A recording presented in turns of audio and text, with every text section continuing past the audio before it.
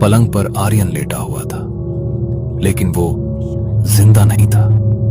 उसकी पूरी गर्दन के मांस को किसी जंगली जानवर की तरफ बेरहमी से नोचकर अलग कर दिया गया था। पहाड़ी रास्ते पर धुंध की सफेद चिपचिपी चादर इतनी घनी हो चुकी थी कि सामने की सड़क किसी मरे हुए अजगर की सूखी खाल जैसी लग रही थी। सिलीगुड़ी के उस वीरान ढहते हुए गोदाम से छोटे ट्रक में घर का आखिरी सामान लोड होते होते शाम के ठीक 4:30 बज चुके थे। आर्यन ने भारी मिनी ट्रक का लोहे का दरवाजा खोला। उसने अपने माथे का पसीना पोंछा और कैबिन की फटी हुई लेदर सीट पर बैठते हुए एक गहरी सांस ली। चलो किरण, फाइनली इस पुराने शहर का सारा कचरा और यादें इस ट्रक के पीछे दफन हो गईं। गैंगटॉक में हमारा नया आशियाना और मेरी नई नौकरी अब बस कुछ ही घंटों की दूरी पर है। थोड़ा मुस्कुराओ यार। उसका चेहरा बर्फ जैसा सफेद और उसकी आंखें सूखी हुई थीं, जैसे उसने कई रातों से नींद का मुंह न देखा हो। उसने अपने दोनों हाथों को अपनी छाती पर कसकर भींच रखा था। मुझे इस गोदाम की हवा में कुछ अजीब सी सड़न महसूस हो रही है। ऐसा लग रहा है जैसे हम सामान नहीं बल्कि किसी की अर्थी लाद कर आगे बढ़ रहे हैं। प्लीज आर्यन, आज की रात यहीं रुक जाओ। तभी गोदाम का बूढ़ा मुंशी घिसटते हुए कदमों से ट्रक की खिड़की के पास आया। आर्यन बाबू, कफन बांध लिया है क्या सिर पर? अब शाम ढल चुकी है। यहां से तीस्ता घाटी के उस शापित मोड़ वाले रास्ते पर नाना करके भी 9 घंटे लगेंगे, और रात के 9 बजे के बाद उस घाटी से गुजरना मतलब साक्षात काल के जबड़े में अपनी गर्दन खुद दे देना है। अरे मुंशी जी, क्या बूढ़ों जैसी दकियानूसी बातें लेकर बैठ गए?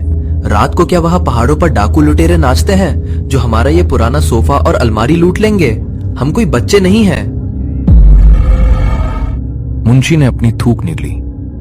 उसकी गर्दन की नसें किसी केंचुए की तरह उभर आईं। उसने कसम खाते हुए कड़क आवाज में कहा, तो डाकू होते तो इंसान होते बाबू। वहां इंसान नहीं, छल साया घूमता है। वो कोई आम भूत नहीं है। वो इस घाटी की गीली मिट्टी से जन्मा एक ऐसा बहरूपिया है जो राहगीरों का रूप, उनकी यादें और यहां तक कि उनकी परछाइयां तक चुरा लेता है। कितनी ही गाड़ियों को उसने हंसते हंसते गहरी खाइयों में फेंक दिया। जो एक बार उसकी आवाज के झांसे में आ गया, उसका मांस भी नसीब नहीं होता। रुक जाओ आज रात। बस मुंशी जी, बहुत सुन ली आपकी ये बकवास। इन फालतू कहानियों के चक्कर में मैं अपनी जिंदगी का एक और दिन और कंपनी की ज्वाइनिंग खराब नहीं कर सकता। कल सुबह 9 बजे मुझे प्लांट के हेड ऑफिस में साइन करना है। किरण, दरवाजा बंद करो। आर्यन ने मुंशी की बात को कचरे के डिब्बे में डाल दिया। उसने चाबी घुमाई।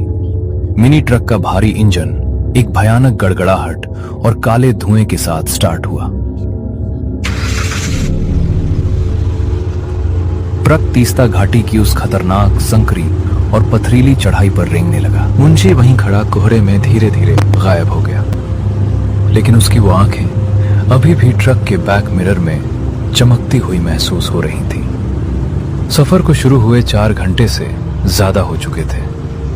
देवदार और चीड़ के विशाल पेड़ सड़क के दोनों तरफ कफन ओढ़े खड़े राक्षसों की तरह लग रहे थे। बाहर अब ऐसा घाघ स्याह अंधेरा हो चुका था कि हेडलाइट्स की 2 पीली लकीरें भी उस घने कोहरे को चीरने में दम तोड़ रही थी।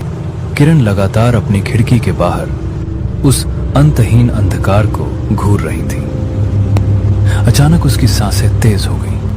आर्यन, गाड़ी रोको। मैं हाथ जोड़ती हूँ, गाड़ी रोको आर्यन।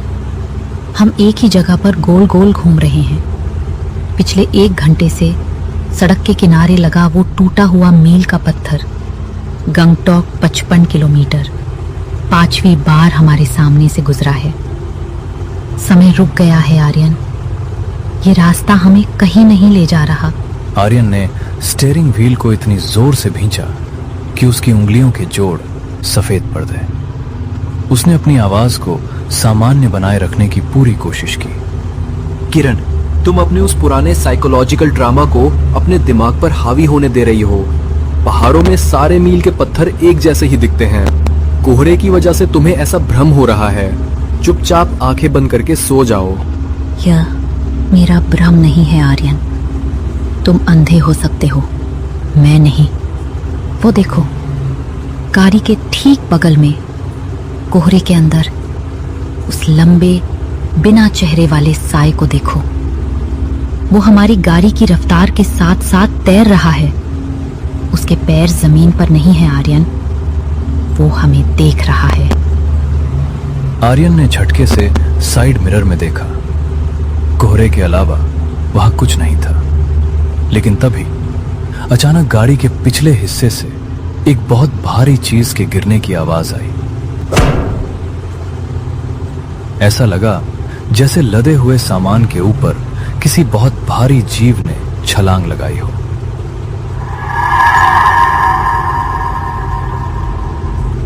रात के 10:15 बज चुके थे।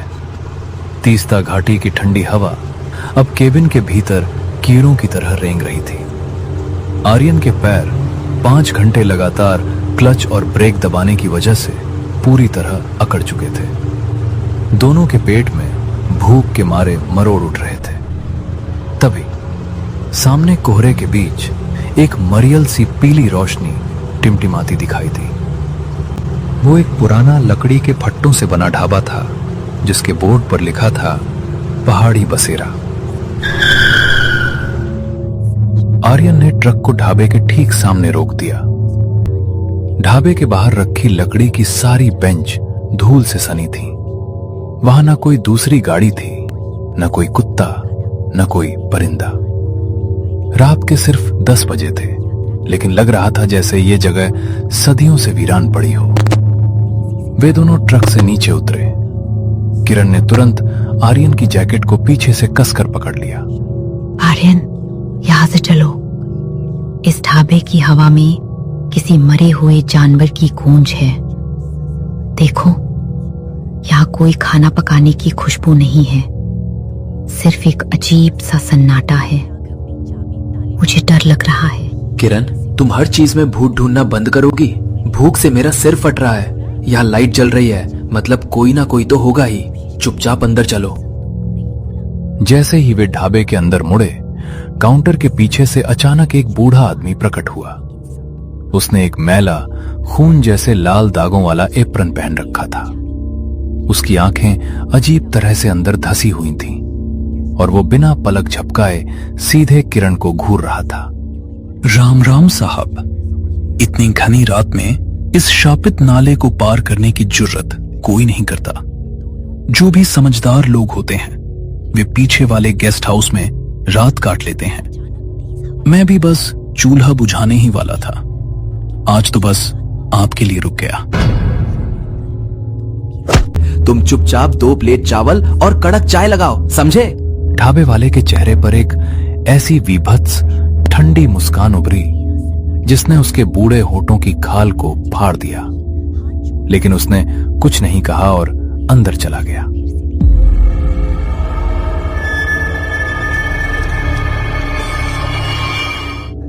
खाना टेबल पर आ चुका था। चारों तरफ सिर्फ उनके चबाने की आवाजें आ रही थीं। तभी अचानक बिना किसी वजह के किरण के हाथ से दाल की कटोरी फिसल गई। धत तेरे की, ये मुसीबत भी अभी होनी थी। पूरी कुर्ती खराब हो गई। अब इस ठंड में मैं इसे कैसे साफ करूं? ढाबे वाले ने अंदर से अपनी लंबी सूखी उंगली से पीछे के अंधेरे की तरफ इशारा किया। बेटी, पीछे वो लकड़ी का छोटा दरवाजा है, वहां वॉशरूम है। पानी का नल खुला है, जाओ साफ कर लो। किरण उठी और ढाबे के पिछले हिस्से की तरफ बढ़ने लगी। वहां सिर्फ एक टिमटिमाती हुई कमजोर लालटेन लटक रही थी जो हवा के झोंकों से हिल रही थी। उसने जैसे ही वॉशरूम का दरवाजा खोला और नल चालू किया, पानी की बूंदों के बीच उसे अपने ठीक पीछे किसी के नंगे और गीले पैरों की चलने की आवाज आई। किरण का पूरा बदन जम गया। उसने नल बंद किया। पानी बंद होते ही सन्नाटा छा गया। वहां कौन है? आर्यन, क्या तुम हो? मजाक मत करो आर्यन, सामने आओ। पीछे कोई जवाब नहीं आया। किरण ने हिम्मत जुटाकर जैसे ही झटके से पीछे मुड़कर देखा, वहां कोई इंसान नहीं था, लेकिन वॉशरूम की जर्जर लकड़ी की दीवार पर ताजे खून से एक इंसान के हाथ का बड़ा सा पंजा छपा हुआ था, जिससे अभी भी खून नीचे टपक रहा था। तभी झाड़ियों से एक बड़ी काली जंगली बिल्ली सीधे किरण के चेहरे की तरफ झपटी। किरण पीछे हटी और बिल्ली उसकी कुर्ती को अपने पंजों से फाड़ती हुई दूसरी तरफ भाग गई। किरण का गला सूख चुका था, उसके मुंह से आवाज नहीं निकल रही थी। वो पागलों की तरह दौड़ती हुई वापस ढाबे के काउंटर पर आई, जहां आर्यन बिल दे रहा था। आर्यन, अभी के अभी यहाँ से निकलो। गाड़ी स्टार्ट करो आर्यन। वहाँ पीछे दीवार पर किसी का खून है। वो बिल्ली, यहाँ कोई इंसान नहीं है आर्यन, चलो यहाँ से। आर्यन ने उसका हाथ पकड़ा, जो बर्फ जैसा ठंडा था। किरण, शांत हो जाओ, तुमने फिर से कोई वहम देख लिया है। चलो, मैं गाड़ी स्टार्ट कर रहा हूँ। वैसे भी इस मनहूस जगह पर मुझे और नहीं रुकना। आर्यन ने जैसे ही चाबी घुमाई, ट्रक एक झटके के साथ स्टार्ट हो गया और वे दोनों उस शापित तीस्ता घाटी के गहरे अनजाने जंगलों के बीच पड़ गए। ट्रक के कैबिन के भीतर अब सिर्फ उन दोनों की भारी सांसों की आवाज गूंज रही थी। आर्यन के माथे से पसीना बहकर उसकी आंखों में जा रहा था। रास्ता इतना संकरा हो चुका था कि अगर एक टायर भी फिसला तो गाड़ी सीधे 3000 फीट नीचे तीस्ता नदी में समा जाएगी। तभी अचानक ट्रक की दोनों हेडलाइट्स की पीली रोशनी के ठीक सामने कोहरे को चीरते हुए एक साया उभर आया। वो एक लंबा आदमी था, जिसने सफेद कुर्ता पहन रखा था। उसका पूरा चेहरा और छाती बीच से फटे हुए थे और उसमें से गाढ़ा काला खून सड़क पर बह रहा था। वो हिल नहीं रहा था, बस सीधे ट्रक की तरफ देख रहा था। किरण ने अपने दोनों हाथों से अपना चेहरा ढक लिया और चीख पड़ी।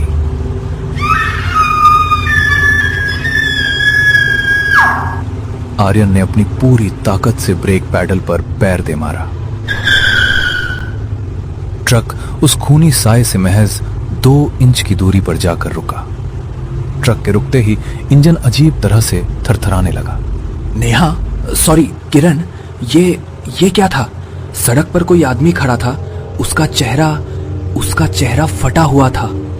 आर्यन ने जैसे ही टॉर्च उठाकर सामने कांच के पार रोशनी डाली, सामने कोई नहीं था। सड़क बिल्कुल खाली थी। वो खून से लथपथ आदमी पलक झपकते ही गायब हो चुका था। लेकिन तभी ट्रक के ठीक पीछे वाले सामान लदे हिस्से से किसी के जोर जोर से हंसने की भयानक गूंजती हुई आवाज आई। और वो हंसी किसी और की नहीं, बल्कि खुद आर्यन की अपनी आवाज थी। किरण ने खौफ के मारे अपनी आंखें बंद कर ली और अपने दोनों हाथों से कांपते हुए कानों को ढक लिया। आर्यन का पूरा बदन पसीने से नहा चुका था। उसकी उंगलियां स्टीयरिंग व्हील पर पत्थर की तरह जम गई थीं। आर्यन, वो तुम्हारी आवाज थी। ट्रक के पीछे से कोई तुम्हारी ही आवाज में हंस रहा है। मुंशी ने सच कहा था, वो साया हमारी यादें और हमारी आवाजें चुरा रहा है। गाड़ी चलाओ आर्यन, खुदा के लिए गाड़ी स्टार्ट करो। आर्यन ने कांपते हाथों से चाबी को दोबारा घुमाया। इंजन ने एक अजीब सी घिसटती हुई आवाज की, लेकिन वो स्टार्ट नहीं हुआ।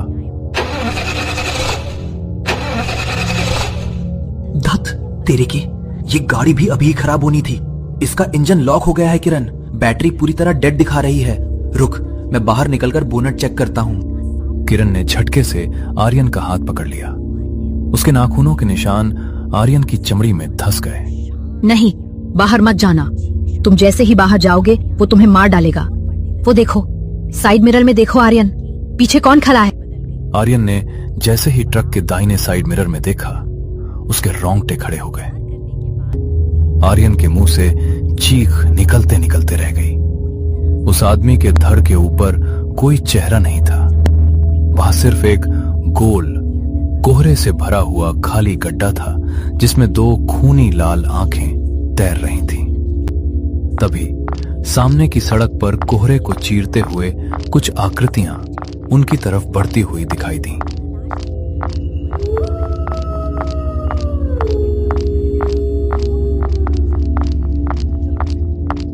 सामने से लोगों का एक पूरा झुंड चला आ रहा था। वे सब किसी पहाड़ी शादी की बारात की तरह सजे धजे थे। औरतों ने भारी गहने और लाल साड़ियां पहन रखी थी और आदमियों के सिर पर साफे बंधे थे। लेकिन इस पूरी बारात में कोई ढोल ताशा नहीं था, कोई शोर नहीं था। वे सब बिल्कुल खामोश मरे हुए इंसानों की तरह अपने पैर घसीटते हुए आ रहे थे। जैसे ही वो बारात ट्रक के दोनों तरफ से गुजरने लगी, किरण ने खिड़की के कांच से चिपक कर अंदर झांका। उन बारातियों के चेहरों पर चमड़ी नहीं थी। उनके चेहरों की जगह पुराने चटके हुए आईने लगे थे। और जैसे ही किरण की नजर उन आईनों पर पड़ी, उसे अपनी खुद की परछाई नहीं बल्कि अपने अतीत का वो खौफनाक मंजर दिखाई दिया, जहां 3 साल पहले उसकी सहेली की एक कार एक्सीडेंट में मौत हो गई थी। वो आईना किरण के दिमाग के सबसे गहरे डर को चूस रहा था। आर्यन, ये लोग इंसान नहीं हैं। ये हमारे दिमाग को खा रहे हैं। देखो, पीछे देखो, ये पीछे से भी आ रहे हैं। आर्यन ने जब बैक मिरर में देखा तो वही बारात पीछे से भी आ रही थी। वे लोग चारों तरफ से ट्रक को घेर चुके थे। हटो यहां से, मैं इस ट्रक के अंदर घुटकर नहीं मरूंगा, आर्यन चिल्लाया। उसने नीचे पड़ी लोहे की एक भारी रॉड उठाई और दरवाजा खोलकर बाहर कूद गया। किरण भी खौफ के मारे उसके पीछे पीछे बाहर भागी। अजीब बात यह थी कि जैसे ही उनके पैर जमीन पर पड़े, वो पूरी बारात कोहरे में धुएं की तरह गायब हो गई। सड़क बिल्कुल सुनसान थी। दोनों पहाड़ी रास्ते पर आगे की तरफ दौड़ने लगे। कोहरा इतना घना था कि हाथ को हाथ नहीं सूझ रहा था। दौड़ते दौड़ते अचानक सड़क के किनारे उन्हें एक पुरानी पत्थरों से बनी पानी की पियाव दिखाई दी, जिसके ऊपर एक मिट्टी का मटका रखा था और बगल में एक लकड़ी का बेंच था। उस बेंच पर लिखा था गंगटॉक 55 किलोमीटर। आर्यन हाँपते हुए रुक गया। ये तो वही पियाव है जो उस ढाबे के पास थी। हम तो वहां से 5 किलोमीटर आगे आ चुके हैं ना, तो ये यहाँ कैसे आ गई? मैंने कहा था ना आर्यन, हम इस बहरूपिये के बनाए चक्रव्यूह में फंस चुके हैं। ये रास्ता आगे नहीं जाता। ये हमें बार बार उसी मौत के बिंदु पर वापस ला रहा है। हम यहां से कभी बाहर नहीं निकल पाएंगे। आर्यन ने गुस्से में आकर उस मिट्टी के मटके पर लोहे की रॉड दे मारी। मटका टूट गया और उसका पानी जमीन पर बिखर गया। लेकिन जैसे ही पानी नीचे गिरा, वो पानी खौलने लगा और उसमें से इंसानी मांस के जलने की भयंकर बदबू आने लगी। तभी कोहरे के पार सड़क से थोड़ी दूर झाड़ियों के बीच उन्हें एक छोटी सी लालटेन की रोशनी टिमटिमाती हुई दिखी। वहां एक पुराना लकड़ी का कैबिन बना हुआ था। किरण, वो देखो, वहां कोई घर है। इस खुले रास्ते पर रहने से अच्छा है हम वहां छिप जाएं। जब तक सुबह की धूप नहीं निकलती, हम वहीं महफूज रहेंगे। आर्यन ने किरण का हाथ खींचते हुए कहा। वे दोनों दौड़कर उस झाड़ियों के रास्ते से होते हुए कैबिन के पास पहुंचे।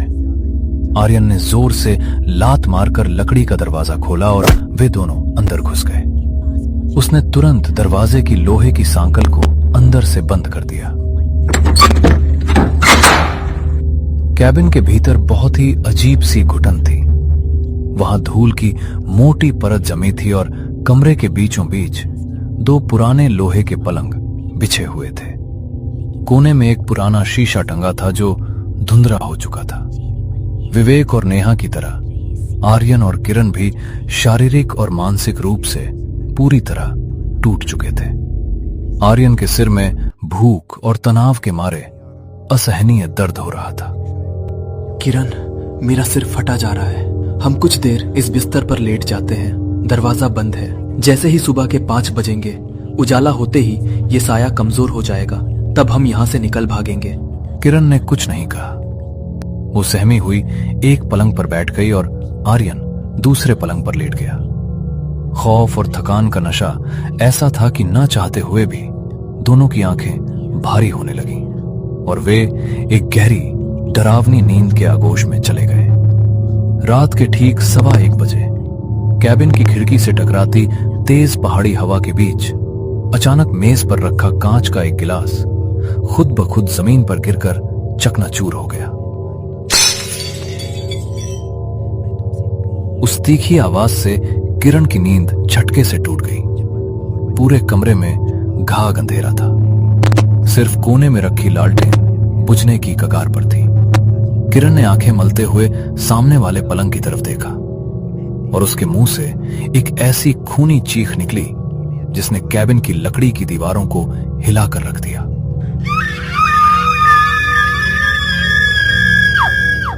पलंग पर आर्यन लेटा हुआ था, लेकिन वो जिंदा नहीं था। उसकी पूरी गर्दन के मांस को किसी जंगली जानवर की तरफ बेरहमी से नोचकर अलग कर दिया गया था और उसका गाढ़ा काला खून पूरे गद्दे से रिसकर फर्श पर बूंद बूंद गिर रहा था। किरण की चीख सुनकर अचानक कैबिन का दरवाजा अंदर से खुला और दरवाजे से कोई अंदर दाखिल हुआ। किरण की आंखें फटी की फटी रह गईं। दरवाजे पर जो शख्स खड़ा था वो कोई और नहीं, खुद आर्यन था। वो बिल्कुल सही सलामत था। उसके हाथ में वही लोहे की रॉड थी। ये क्या बकवास है? पलंग पर मेरी लाश? मैं तो अभी बाहर वॉशरूम गया था। किरण, ये सब क्या हो रहा है? किरण पलंग से पीछे हटती हुई दीवार से सट गई। उसका दिमाग इस विभत्स दृश्य को झेल नहीं पा रहा था। पलंग पर आर्यन की लाश थी और सामने आर्यन जिंदा खड़ा था। तभी सामने खड़ा आर्यन अपनी लोहे की रॉड उठाकर धीरे धीरे किरण की तरफ बढ़ने लगा। उसके चेहरे के हाव भाव अचानक बिल्कुल ठंडे और अमानवीय हो गए।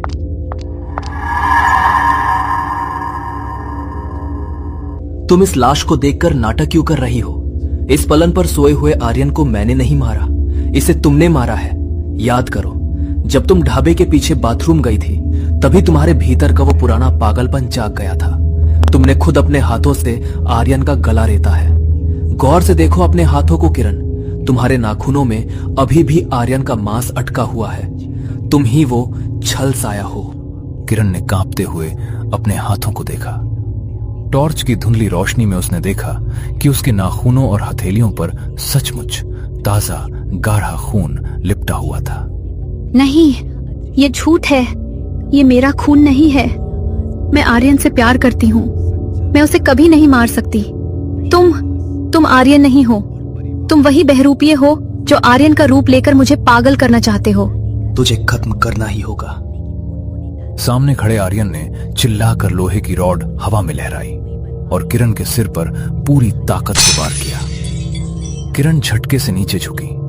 वो भारी रॉड सीधे कोने में टंगे उस पुराने धुंधले शीशे पर जाकर लगी। शीशा चकनाचूर होकर जमीन पर गिर गया। लेकिन जैसे ही शीशे के टुकड़े फर्श पर बिखरे, किरण की नजर जमीन पर पड़े कांच के एक बड़े टुकड़े पर पड़ी और यहीं पर कहानी का सबसे बड़ा रोंगटे खड़े कर देने वाला पैरानॉर्मल सच सामने आया। उस गिरे हुए कांच के टुकड़े में किरण की अपनी परछाई साफ दिख रही थी, लेकिन उसके सामने खड़े उस आर्यन की कोई परछाई कांच में नहीं बन रही थी। कांच के भीतर आर्यन की जगह सिर्फ एक काला खाली कोहरा दिखाई दे रहा था। किरण पलक झपकते ही समझ गई, छलावा कोई और नहीं बल्कि सामने खड़ा ये आर्यन का बहरूपिया रूप था, जिसने असली आर्यन को सोते में ही मार डाला था और अब उसकी आवाज और यादें चुराकर किरण को अपना अगला शिकार बनाना चाहता था। सामने खड़ा बहरूपिया समझ गया कि उसका राज खुल चुका है। उसके चेहरे की खाल अचानक पिघलने लगी और उसकी आंखें खूनी लाल हो गईं।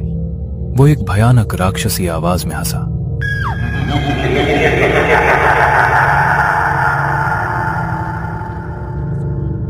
उससे पहले कि वो साया किरण पर दोबारा झपटता, किरण ने अपनी पूरी ताकत बटोरी और जमीन पर पड़ा कांच का वही तीखा नुकीला टुकड़ा उठाया।